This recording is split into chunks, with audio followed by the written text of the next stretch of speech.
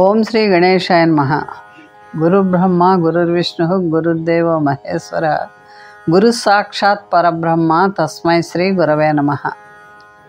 దక్షిణాయనం గురించి తెలుసుకుందాం. మేషం మొదలుకుని మీనం వరకు ఉన్న 12 రాసుల్లో సూర్యభగవానుడు ఒక్కో రాశిలో నెల రోజు చొప్పున సంచరిస్తూ ఉంటాడు. ఈ విధంగా సూర్యుడు 12 రాసుల్లో సంచరించేందుకు ఒక సంవత్సర కాలం పడుతుంది.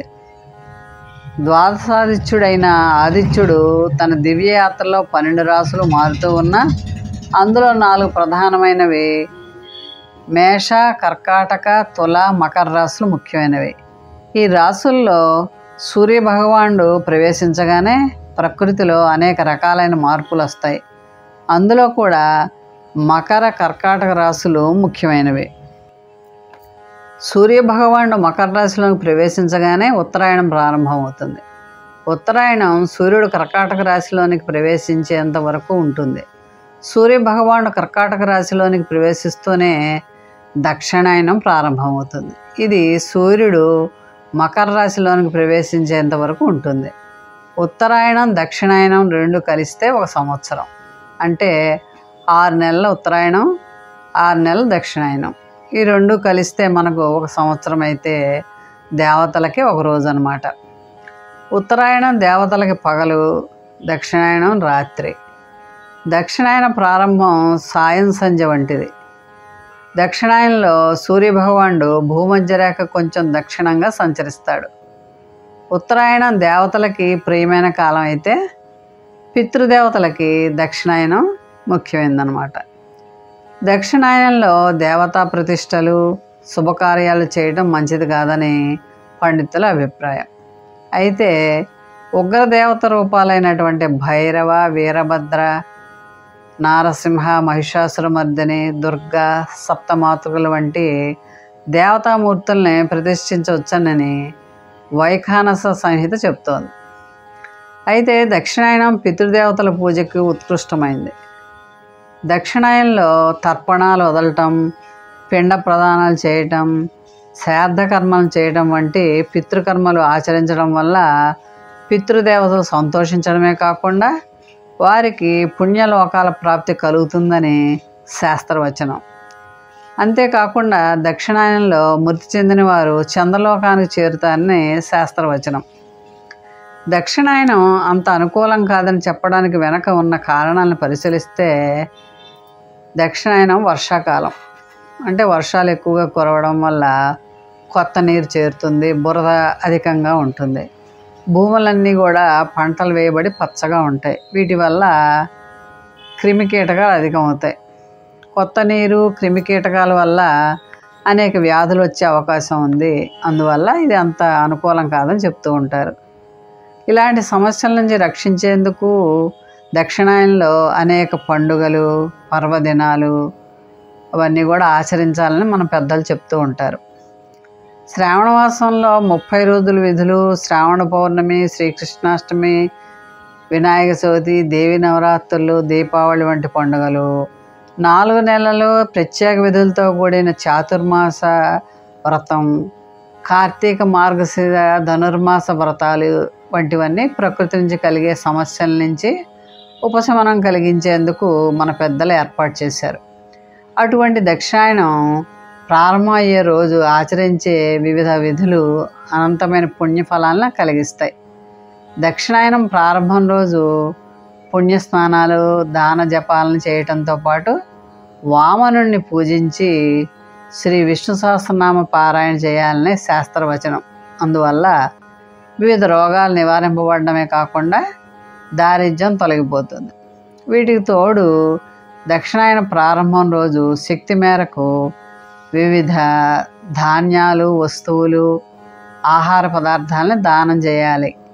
ఈ విధంగా దానం చేస్తే అనంతమైన పుణ్యఫలాలు లభిస్తాయి అని అగ్ని పురాణంలో చెప్పబడింది.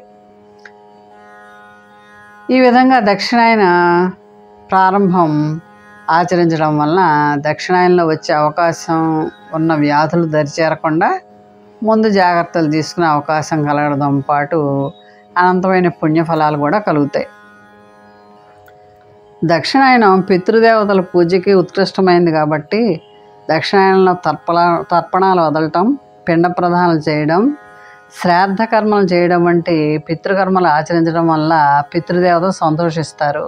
వారికి పుణ్యలోకాల ప్రాప్తి కలుగుతుందని శాస్త్రవచనం. శ్రాద్ధం పెట్టే ప్రదేశాన్ని ఎలా ఉంచుకోవాలో తెలుసుకుందాం. దక్షిణ దిక్కు పల్లంగా ఉండేలా చూసుకోవాలి. పరిశుభ్రమైన ప్రదేశంలో గోవు పేడతో అలకాలి.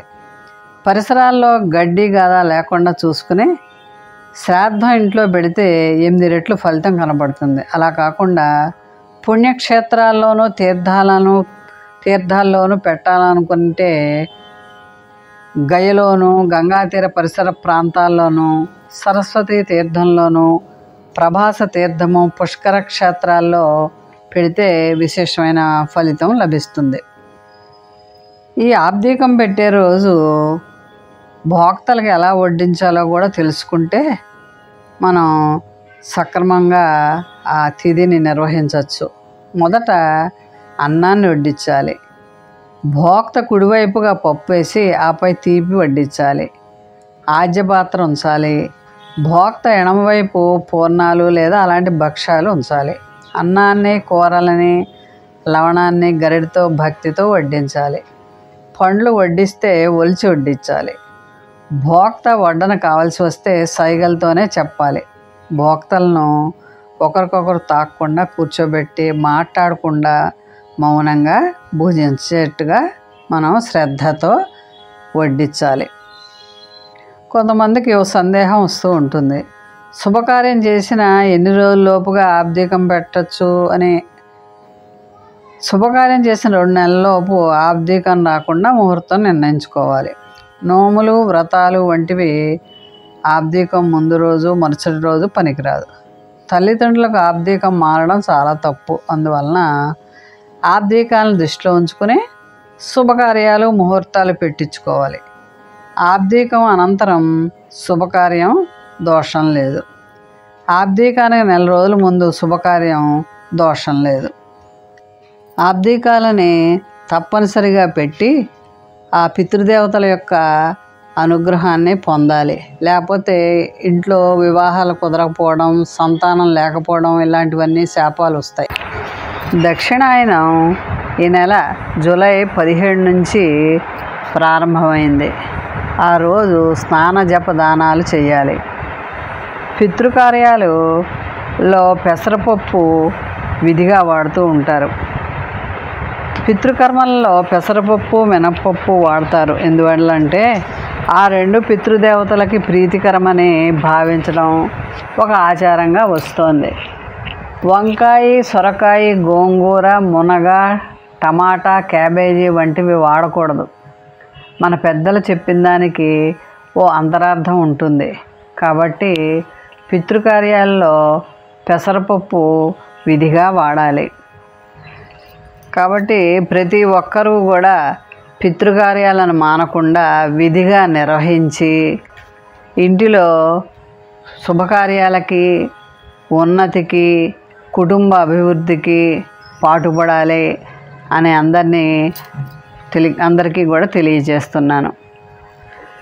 మోహన్వాణి ఛానల్ వారికి ధన్యవాదాలు. వినండి, వినిపించండి, వింటూనే ఉండండి.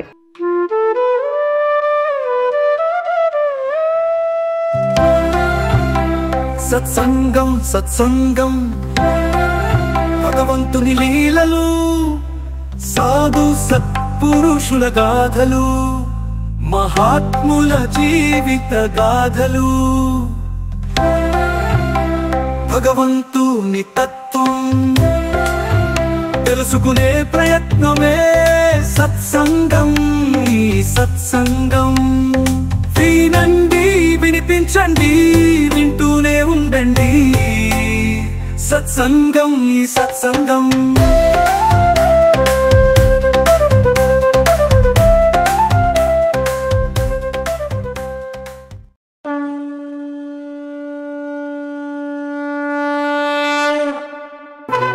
వినుడు వినుడు శ్రోతలారా, మహాభారత కథలు మన మనుగడ కోసం అందించిన కథలు, శూరులు ధీరులు వీరుల చరితలు, మన కృష్ణయ్య బోధించిన బోధలు ఎంత విన్నా తరగని చెరగని మరువలేని మన భారతం మహాభారతం. మోహన్వాణి తెలుగు పోడ్కాస్ట్ వింటున్న శ్రోతలందరికీ హృదయపూర్వక ధన్యవాదాలు. వినండి, వినిపించండి, వింటూనే ఉండండి మోహన్వాణి తెలుగు పోడ్కాస్ట్. మీరు వింటున్నారు మోహనవాణి. మా కార్యక్రమాలు మీకు నచ్చితే ఇప్పటివరకు మా ఛానల్కి సబ్స్క్రైబ్ చేసుకోకపోతే వెంటనే ఈ క్షణమే సబ్స్క్రైబ్ చేసుకుని ఆ పక్కనుండే బెల్ బటన్ని మ్రోగించి అందరికీ షేర్ చేసి మీ విలువైన కామెంట్ను కూడా చేసి మమ్మల్ని ప్రోత్సహిస్తారని కోరుతున్నాను.